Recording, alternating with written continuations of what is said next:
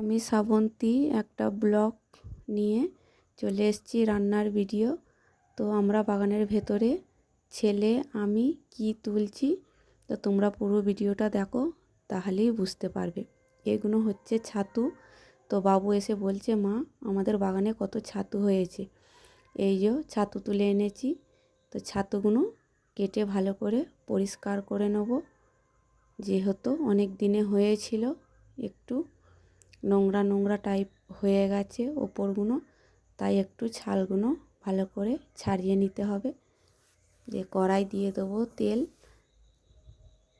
তো এগুলো খুব সুস্বাদু খেতে। তো অনেকে কিনে খায় এই ছাতু, খুব সুন্দর লাগে।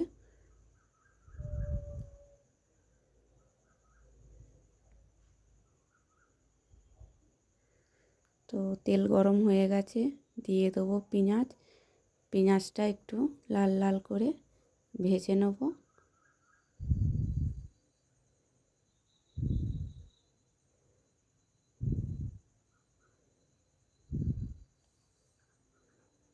তো দিয়ে দেবো স্বাদ মতন নুন।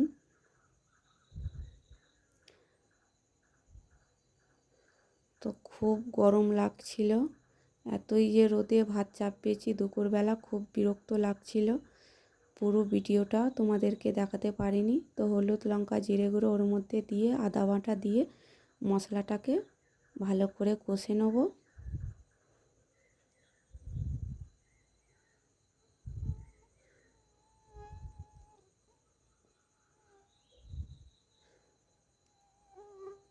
তো মশলা কষা হয়ে গেলে দিয়ে দেবো ওর মধ্যে ছাতুটা। যত ভালো করে মশলাটা কষবে ততই ভালো লাগবে। এই যে ছাতুটা ধুয়ে পরিষ্কার করে নিয়েছি, দিয়ে ওর মধ্যে দিয়ে দেবো, দিয়ে ভালো করে ভাজবো।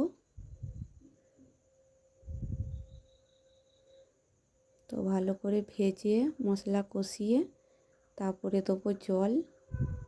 তো এগুলো খুব সুন্দর খেতে, কি সুন্দর কাটি কাটি দেখো, সব থেকে ডাঁটিগুলো আরও সুন্দর লাগে। তো ছেলে বলছে, মা আজকে আমি এক গাদা ভাত খাবো ছাতু তরকারি দিয়ে। ও ছাতু তরকারি ওর হচ্ছে প্রিয়, খুব ভালো লাগে মাংস তরকারির মধ্যে। তো হালকা দিয়ে দিয়েছি জল,